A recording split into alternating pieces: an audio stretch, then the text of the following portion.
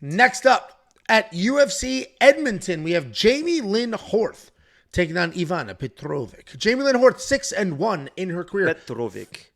4-1 in her last 5, coming off a decision loss to Veronica Hardy, taking on Ivana Petrovic. 7-1 in her career. 4-1 in her last 5. She's coming off that bounce-back win over former lock of the week, Na Liang. What? Jamey-Lyn... Na Liang... Lock of the week in that fight? I said former lock of the week. Well, you're trying to imply that Liang now lost his lock of the week. Oh, she did when she was. Doesn't matter if it was Ivana or somebody else that knocked her the fuck out. Well time ago. I thought it was hilarious. Jamey-Lyn Horth, solid striker, solid accuracy, good power, moves well, mixes up various kickboxing techniques, and she's just going to pressure forward. She has incredible fight IQ, and she follows game plans well. Takedown defense is pretty good. It's not great, but it's pretty good. She does like to work her way back up if she is taken down. And she's coming off that loss to Veronica Hardy a little while ago where she was dropped multiple times but needed to use her size advantage to have any success whatsoever. But I mentioned she's high fight IQ. She literally was in her corner talking about what's going wrong and how it's not working and trying to make the adjustments. Veronica was just a better fighter. But I do like somebody I know can. She's a biomechanical engineer. She's smart. She thinks about what she's doing, and she makes adjustments on the fly. Oh, well, she's smart, and that goes a long way. I don't think women are allowed to go to college. Well, they certainly can't fly planes. Ivana Petrovic, well-rounded fighter, busy striking, mostly a grappler. She has solid wrestling, heavy pressure BJJ. She will work you against the cage, drag you to the ground, immediately start working towards a submission. She's only 7-1 in MMA, but she is evolving pretty quickly. She's coming off that finish win over Na Liang, where she was getting smoked early, but weathered that storm and got it done. I was shocked that there was a 2-1 favorite in this fight. Shocked. Like, I was sitting down, relaxing on the toilet. I saw the odds, and it all just slid right out of me in a rush.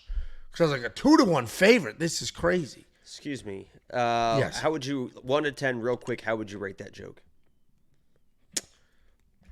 5. It was right up the middle. It wasn't a joke like about Puerto Rico that's going to affect an entire national election, but it also wasn't like, Ayman Zahabi. That piece of trash floating in the middle of the Gulf. Yeah. But it also isn't the easiest joke on planet Earth. So I can't comment on that situation.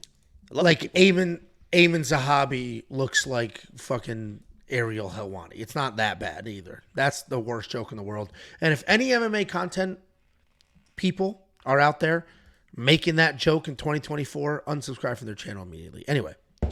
Like, that's like their big, like, you guys have never heard of this, but have you ever noticed? Every time he fights, everybody thinks they're a fucking genius with that joke, and it's so annoying. It's like, this isn't clever. It's not funny. People have been saying it for 10 years. Get over it. Anyway, point being, 2-1 favorite seems nuts. I think Jamey-Lyn Horth wins, but 2-1 favorite, especially given she was almost a 2-1 underdog. She was dropped multiple times in her last fight. And if Ivana can close the distance and shoot actual takedowns, she can win. I don't think she's going to be able to. I think Jamie's just going to be too big, too strong. I think she's going to work a little too well to be tripped and dragged from against the cage.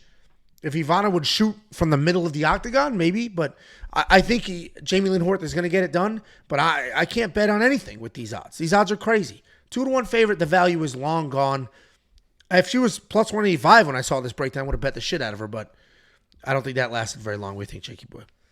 Yeah, I actually kind of like this fight for a girl like Jamey-Lyn Horth, who, as you mentioned, I love the adjustments that she made in that third round. She realized things were going well. You're talking about these drops. They weren't fucking drops. I mean, they were just off balance, and she fell down. It's like she was getting cleaned or clocked and got knocked down. Off balance and fell down. She wasn't dropped.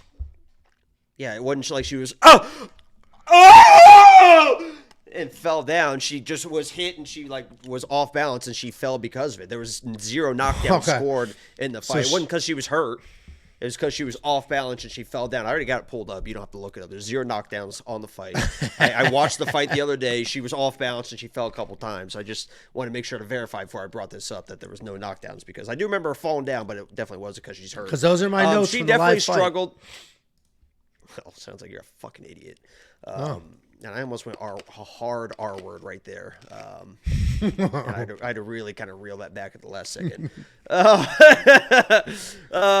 Listen, Veronica Hardy she had issues with Veronica in that fight because Veronica is very karate style, in, out. She's left, she's right, great footwork, great in and out, and really fast speed. I mean, you've seen the hands and this foot speed of Veronica Hardy. She is now actually a problem in this division, and she just was struggling with the speed, made the adjustments in the third quarter and said, listen, struggling with her speed, let me just get my fucking hands on her, and she ended up winning that round because of that. It's a shame she didn't do that earlier, but in this fight, Ivana's not going to have the elusive foot speed or footwork of Veronica Hardy. She's not going to have the striking of Veronica Hardy. Jamey-Lyn Horth is going to be able to use her length, use that jab, and Ivana is not going to be able to get those takedowns. I mean, she was going life to death with Liang Na for 3 rounds until Liang Na thankfully just fucking couldn't breathe anymore, and Ivana was able to win that fight. I didn't love her wrestling. I didn't love her grappling. I definitely don't like her striking. And honestly, I think Jamey-Lyn Horth can justify that price tag at -200.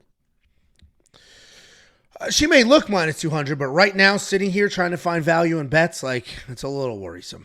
It's a little worrisome. She should win. $8,800 in DraftKings Fantasy. You can spend that money on her? I thought so. If you do want to check out who the DraftKings Optimizer thinks should be in your lineup, you want to check out what the ownership projections say, you want to check out all of our bets, which have been slapping. If you want to check out the artificial intelligence and everything else that we do, $10 for an entire month. WeWantPicks.com. Click Become a Member at the top. I'm not touching it for DraftKings Fantasy. Also, somebody said this fight card is going to be, here we go. This fight night card is going to be like a room temperature sandwich. That's a pretty fun comment. It's a decent card. I think they're great matchups. Yeah. It's not a great card, but I think the matchup is very good. I was going to say, it's a decent card on paper, but it's certainly a card that can deliver. And the Canadian fans are great. They cheer. They're happy. The Canadian fans are good.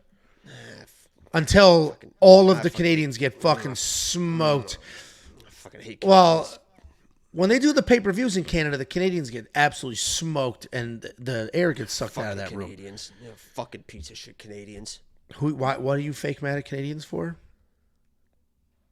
Those goddamn geese, man. Yeah, I've told you the story of when Canadian geese, when I'm growing up at a fucking horse barn, right? Because I took riding lessons, but my sister's doing all this stuff. She's winning all this stuff. I got to spend all afternoon at a fucking horse barn. There's nothing to do, no Game Boys or anything back in the day, back in the Old West. So I'm just walking around the horse barn, and all of a sudden you walk around the trailer, bunch of fucking Canadian.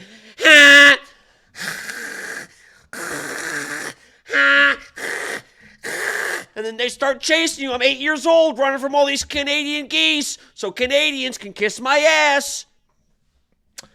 All right. I tried to shoot Canadian geese in my last 2 vlogs ago, and unsuccessful. You can watch that vlog. First 10 minutes, I'm shooting a geese.